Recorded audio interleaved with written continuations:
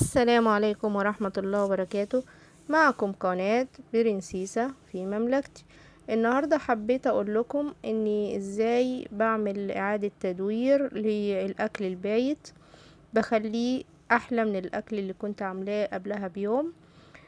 حاجات بسيطة جدا، مش هتحتاجي اي حاجة. كل الحاجات اللي هتستخدميها اكلك البايت هتعملي له اعادة تدوير بحاجات بسيطة جدا من جوه بيتك، وهتطلعي وجبات جميلة جدا.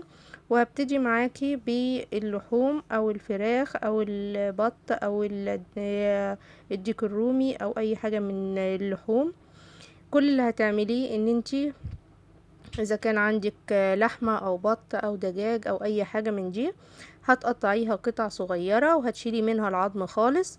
تقطعيها قطع صغيرة وتقطعي عليها بصل دواير وفلفل الوان دواير، وهتشوحيها شوية على النار وهتبقى معاكي احلى شاورما. اما بالنسبة للمكرونات، فانت عندك مثلا بايت معاكي مكرونة مسلوقة او مكرونة بالصلصة او اي نوع مكرونة كنت عاملاه قبلها بيوم. كل اللي هتعمليه ان انت هتعملي كيس بشاميل، وتروحي حاطه المكرونه في صينيه وتحطي عليها اذا كان قطع دجاج او عندك لحمه مفرومه معصجه او اي لحوم، وتروحي حاطه عليها البشاميل من فوق. او ممكن لو عندك مثلا ذره، وشويه فلفل الوان، قطعيهم الفلفل الالوان قطع صغيره ومع الذره وقلبيهم مع المكرونه وحطي عليهم البشاميل من فوق. دي ايه؟ احنا كده عملنا المكرونه وعملنا اللحوم. طب الرز بمنتهى البساطه تعملي فته وتروحي حاطه عليها الرز برضو مش هيترمي كده. ان انتي استخدمتي برضو الرز في حاجة تانية، بتستخدميه بطريقة بسيطة جدا. في كمان طواجن الرز، بس ايه انا بحب اعمله فتة احسن وبيكون جميل معايا. عندي مثلا البطاطس المسلوقة، عندي بطاطس مسلوقة بايتة من امبارح، وهعمل بيها ايه؟ كل اللي هعمله ان انا ممكن لو هي انا هرساها وعاملاها مثلا بحباية توم وشوية توابل، هروح عاملاها على شكل صوابع، وهحطها في طبق فيه بقسماط.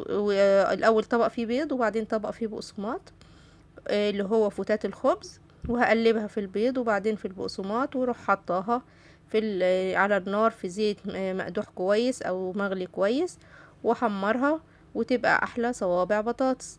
طب انا البطاطس المسلوقه ديت ما كنتش هرساها، هقطعها دواير وهقليها في الزيت برضو هتطلع جميله جدا.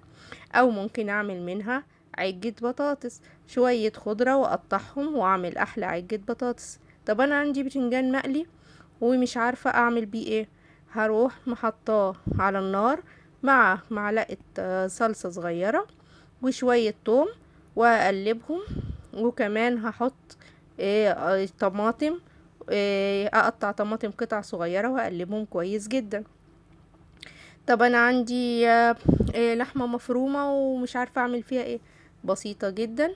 هتروحي عاملة فطيرة البيتزا، عجينة البيتزا العادية اللي بنعملها، وتروحي حاطة عليها اللحمة المفرومة من فوق او الفراخ او اي لحوم عندك بايتة من امبارح.